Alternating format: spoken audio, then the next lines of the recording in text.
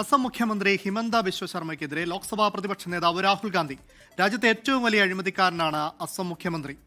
ഹിമന്തയ്ക്കെതിരെ ഉയർന്ന ആരോപണങ്ങൾ അന്വേഷിക്കണമെന്നും രാഹുൽ ഗാന്ധി ആവശ്യപ്പെട്ടു. ഇതിനിടെ കോൺഗ്രസ് വക്താവ് പവൻ ഖേരയ്ക്ക് മുൻകൂർ ജാമ്യം അനുവദിച്ചതിനെതിരെ അസം സർക്കാർ സുപ്രീം കോടതിയെ സമീപിച്ചു. വിവരങ്ങളുമായി ഡൽഹിയിൽ നിന്ന് PR അരവിന്ദാണ് ചേരുന്നത്. അരവിന്ദ്, ആ ഒരു വാക്പോരൊക്കെ ഇങ്ങനെ തുടർന്നുകൊണ്ടിരിക്കുകയാണ്. നിയമ നടപടികളിലേക്ക് പോകണമെന്നും ആവശ്യപ്പെടുന്നുണ്ടല്ലോ.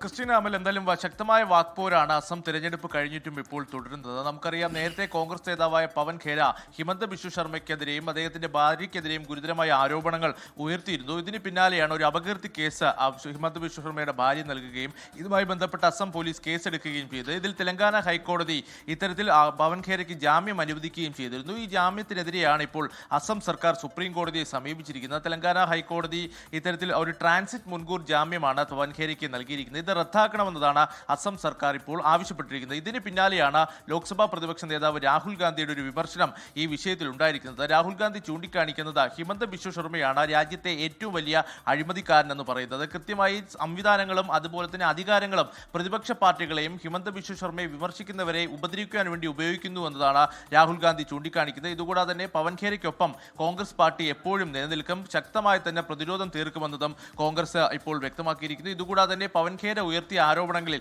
കൃത്യമായ അന്വേഷണം വേണം. അന്വേഷണം നേരിടാൻ ഹിമന്ത ബിശ്വ ശർമ്മ തയ്യാറാകണമെന്നതാണ് കോൺഗ്രസ് ഇപ്പോൾ ആവശ്യപ്പെട്ടിരിക്കുന്നത്. രാഹുൽ ഗാന്ധി തന്നെ ഇപ്പോൾ ഈ വിഷയം നേരിട്ട് ആവശ്യപ്പെട്ടിരിക്കുകയാണ്. അസം നിയമസഭാ തെരഞ്ഞെടുപ്പ് കഴിഞ്ഞിട്ട് പോലും ശക്തമായ വാക്പോര് തുടരുകയാണ്. ശക്തമായ നടപടികളുമായി മുന്നോട്ട് പോകുമെന്ന് തന്നെയാണ് അസം സർക്കാരും വ്യക്തമാക്കിയിരിക്കുന്നത്. പ്രധാനമായും അന്ന് പവൻ ഖേര ചൂണ്ടിക്കാണിച്ചത് ഹിമന്ത ബിശ്വ ശർമ്മയുടെ ഭാര്യയ്ക്ക് 3 പാസ്പോർട്ടുകളുണ്ട്.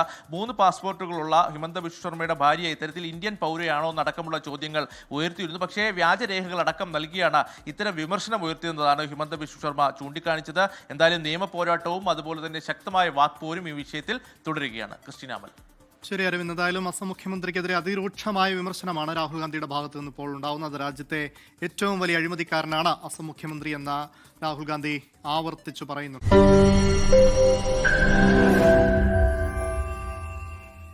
ലോകത്തെവിടെയായാലും ഏത് സമയത്തും 24 വാർത്തകളും ഓഗ്മെന്റഡ് റിയാലിറ്റി പാക്കേജുകളും എക്സ്പ്ലെയിനറുകളും വിശദമായി കാണാൻ ഞങ്ങളുടെ YouTube ചാനൽ നിങ്ങൾക്ക് സബ്സ്ക്രൈബ് ചെയ്യാം.